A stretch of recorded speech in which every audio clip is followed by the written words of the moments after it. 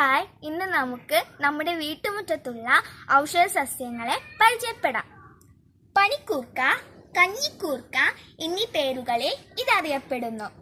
ചുമ, കഫക്കെട്ട്, പനി എന്നിവയ്ക്ക് നല്ലൊരു ഔഷധമാണ്.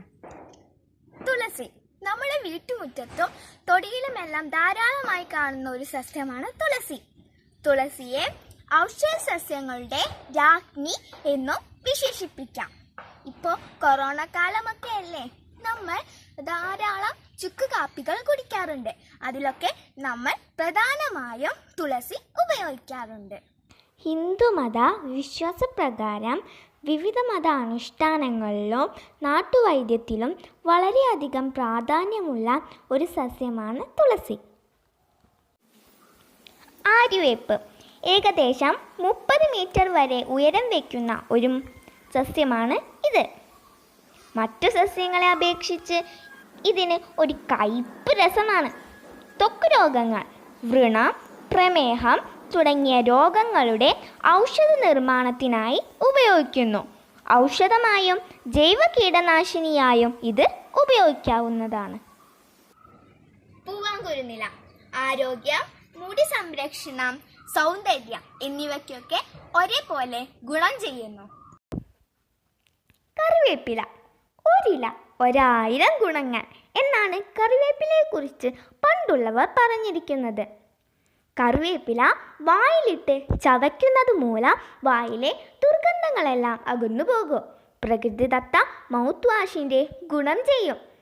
ആഹാരത്തിന് രുചി വർദ്ധിപ്പിക്കാൻ മാത്രമാണോ കറിവേപ്പില ഉപയോഗിക്കുന്നത്?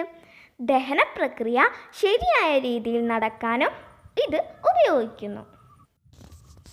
ചെറുള, ബലിപ്പൂവ് എന്നൊരു പേര് ഇതിനുണ്ട്.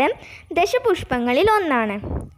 നമ്മുടെ വീട്ടുമുറ്റത്തും പറമ്പിലുമെല്ലാം ഇത് കാണുന്നുണ്ട്. പക്ഷെ നമ്മൾ ആരും ഇതിനെ വേണ്ടത്ര ശ്രദ്ധിക്കുന്നില്ല. പ്രമേഹം, വൃക്കരോഗം എന്നിവയ്ക്കൊക്കെ നല്ലൊരു ഔഷധമാണ്. ശംഖുപുഷ്പം വള്ളിച്ചെടിയായി വളരുന്ന ശംഖുപുഷ്പം നീല, വെള്ള എന്നിങ്ങനെ 2 നിറത്തിൽ കാണപ്പെടുന്നു. വെള്ള ശംഖുപുഷ്പമാണ് ഏറ്റവും ഫലപ്രദം. ശംഖുപുഷ്പത്തിൻ്റെ വേര് അരച്ച് വെണ്ണയിലോ നെയ്യിലോ വെറും വയറ്റിൽ കഴിച്ചാൽ ബുദ്ധിശക്തി വർദ്ധിപ്പിക്കുമെന്നാണ് കണ്ടെത്തൽ. നീല ശംഖുപുഷ്പം സമൂലം കഷായം വെച്ച് കഴിക്കുന്നത് ഉറക്കമില്ലായ്മ, ഉന്മാദം, ശ്വാസകോശ രോഗം ഇവയ്ക്ക് ഫലപ്രദമാണ്. തുമ്പയുടെ ഇലയും വിത്തും വേരും ഒക്കെ ഔഷധമാണ്. തുമ്പയില്ലാത്ത ഓണപ്പൂക്കളത്തെ കുറിച്ച് മലയാളികൾക്ക് ഓർക്കാനേ വയ്യ. കരിന്നൊച്ചി നമ്മുടെ വീട്ടുവളപ്പിൽ സാധാരണയായി കാണപ്പെടുന്ന ചെടികളിൽ ഒന്നാണ് കരിന്നൊച്ചി. എന്നാൽ ഇത് എങ്ങനെ ഉപയോഗിക്കണമെന്ന് പലർക്കും അറിയില്ല. കാരണം നമുക്ക് ഇതിൻ്റെ ഔഷധ ഗുണങ്ങളെപ്പറ്റി അറിയില്ല. നടുവേദന കൊണ്ട് കഷ്ടപ്പെടുന്നവർ നിരവധിയാണ്. കരിന്നൊച്ചിയുടെ ഇലയിട്ട് തിളപ്പിച്ച വെള്ളം കൊണ്ട് ചൂട് പിടിച്ചാൽ നടുവേദന ഇല്ലാതാകും.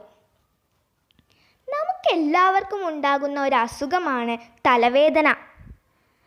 തലവേദനയുള്ള സമയത്ത് തലനക്കവറിൽ കരിന്തച്ചിയുടെ ഇലയിട്ട് കിടന്നാൽ തലവേദന മാറും. വായ്പുണ്ണിന് നല്ലൊരു ഔഷധമാണ്. എൻ്റെ വീഡിയോ ആദ്യമായി കാണുന്നവർ പ്ലീസ് സബ്സ്ക്രൈബ് മൈ ചാനൽ. ഇഷ്ടപ്പെട്ടാൽ ലൈക്ക് ചെയ്യാനും ഷെയർ ചെയ്യാനും മറക്കരുതേ.